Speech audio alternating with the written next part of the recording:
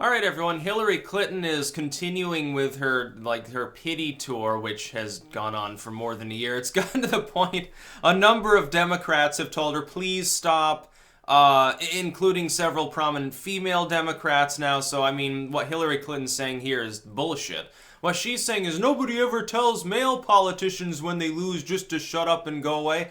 Yes, they do, but the average politician, male, female, doesn't really matter. When they lose, they don't spend a year and a fucking half complaining and whining and blaming everybody else for their shitty campaign. Nobody's telling Hillary Clinton she has to stop weighing in on political issues. We're just saying, considering you bring up the same bullshit over and over.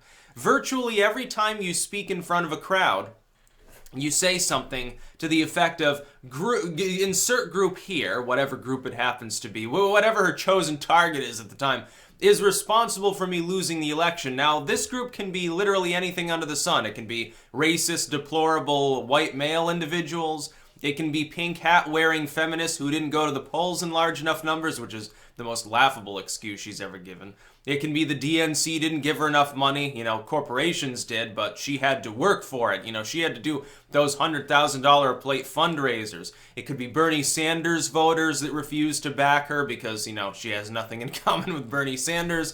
It could be anyone.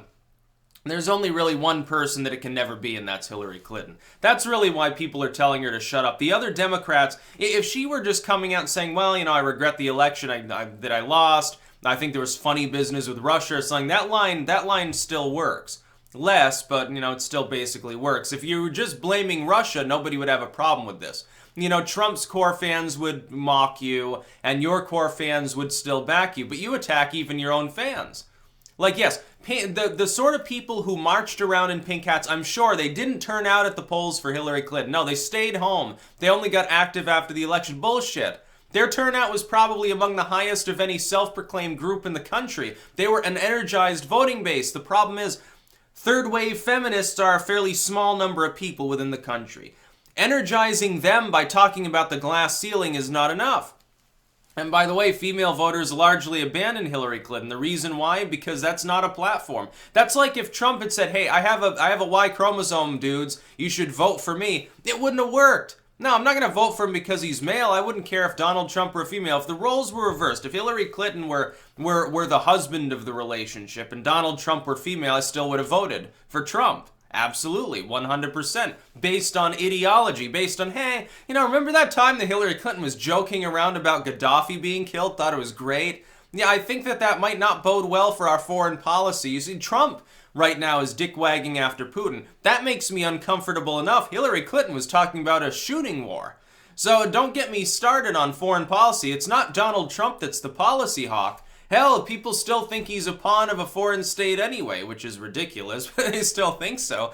Hillary Clinton, warmonger, drug warrior, you know, super predators, and, you know, she didn't want to legalize gay marriage either until it became politically expedient.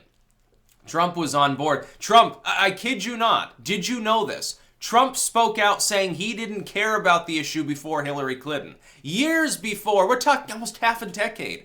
Donald Trump, supposedly a far-right, Hitler-esque, racist, total bigot. He hates everyone. He only loves Bible-thumping gun-toters or something, which is, it's probably the most asinine caricature you could possibly think of, considering the real historical Donald Trump we've seen for 3 or 4 decades in public life. Hillary Clinton is the one that's closed off, kind of moralistic and warmongering. Donald Trump is more of a liberal than she is on these counts, and on the drug war too. He came out, he's like, let people get medical pot, let the states handle like the decriminalization side. You know, Sessions goes after it. Trump has said basically nothing. Honestly, I think that one of his biggest failures, Jimmy Carter the other day told people he thought that Trump's biggest failure was appointing Bolton. I happen to disagree. That's number 2. No, the big number 1 is allowing Jeff Sessions to continue with his drug war freak policies.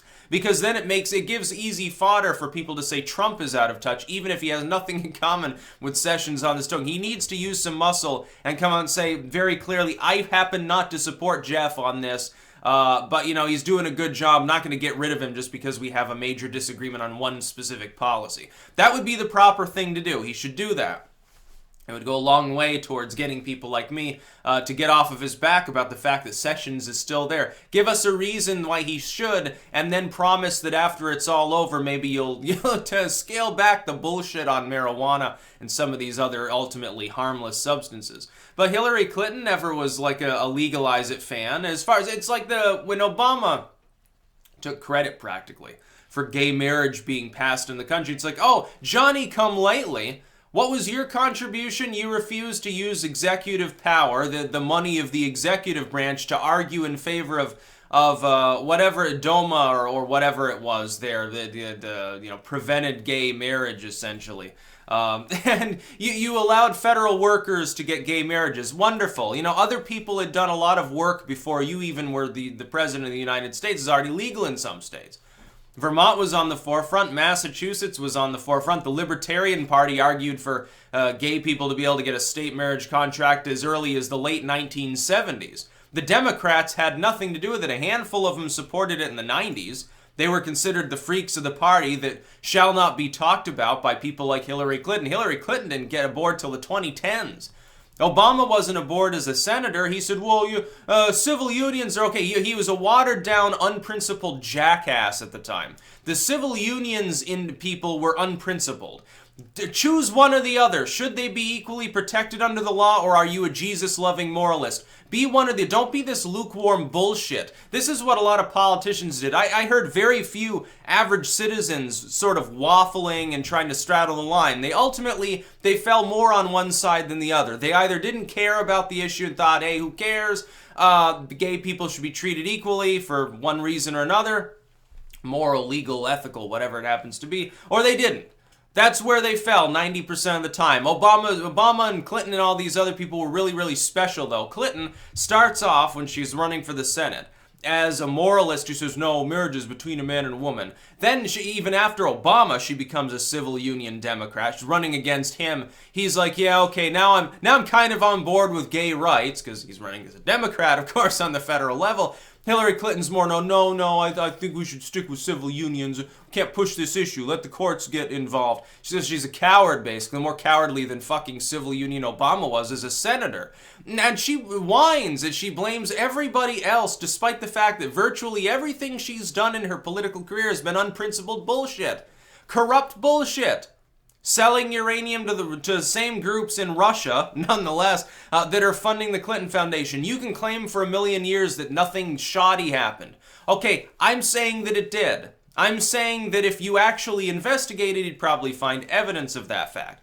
But because of the political climate, any attempt to bring closure on that issue is just seen as a partisan hack job. She's managed to convince people that anybody who dislikes her is part of a massive conspiracy against the Clinton family. No, it's people look at your record, they see you voted for Iraq, you're an unprincipled, moralistic individual, you're an opportunist, you're a racist, which is exactly what Hillary Clinton is, and a lot of people didn't want to vote for her. That's all it boils down to. When she comes out and then now she's making excuses on top of excuses. Her excuses are, well, this group fucked me over, that group screwed me. Now she's coming out and giving an excuse on why she's whining for a year and a half. Oh, yeah, people never say that to male politicians. Now, Al Gore, for example, had the good grace to spend a couple of months wandering the wilderness growing a beard after he lost. You didn't hear anything from him. Mitt Romney loses. What did you hear from Mitt Romney for a month or two after the election? Basically nothing. 2 days later, we get a candid photo of him pumping his own gas. People thought it was hilarious. We didn't hear anything about him for months thereafter. John McCain, he loses, he goes back to the Senate, does his fucking job. Not well, but he arguably does do his job. When people lose primaries, or when they in the primaries or in the general, typically they take a step back, or they go back. If they're in office, they go back to doing what they were doing, hopefully. Otherwise, they take some time, lick their wounds, and they go back to, I don't know, they take up some social issue. With Hillary Clinton, so far she hasn't taken up any meaningful post-election social issue. Her political career is over. The best thing she could do is some philanthropy, raise money for leukemia kids or something. She's not doing that. Not doing that at all. She's not going and she's going and making speeches for $25K a plate. By the way, There's a report the other day that Snooki actually gets more money per plate than she does at fundraisers. You know, the Clintons have really fallen out of favor. You know, they can still get rich by doing 4 or 5 hour-long speeches a year. It's like they're not going to be hurting for certain. And Chelsea, she can still, you know, be a heavy hitter maybe on a docket. But Bill Clinton is now seen as basically nothing more than a sexual abuser by a lot of Democrats, and Republicans don't like him because he's a Clinton. So he's fucked. Hillary Clinton, she's alienated a lot of the Democrats. Is she even thinking through why she wanted to constantly do the whining thing? And now she's saying, well, if you're one of those people that complains that I whine and call you deplorable, you're an evil person. You wouldn't say that if I was a male. Yes, I would. In fact, I'd call you worse names because it'd be less politically incorrect. I'd call you worse names than Hydrogen Hillary Clinton if you were a male politician who did this. It would be never-ending fun. And it is never-ending fun. It is never-endingly fun to see a politician, a former multi-millionaire, heavy hitter, former First Lady, Secretary of State, Senator, all the supposed academic, legal, and political chops you could have. Two-time presidential candidate. Wife of two-time president who is also a governor of Arkansas. Heavy-hitting dynastic political family. It's completely crumbled out of relevancy. Literally, you are now the symbol of the worst of the 1990s. Congratulations. That's about all. Peace out.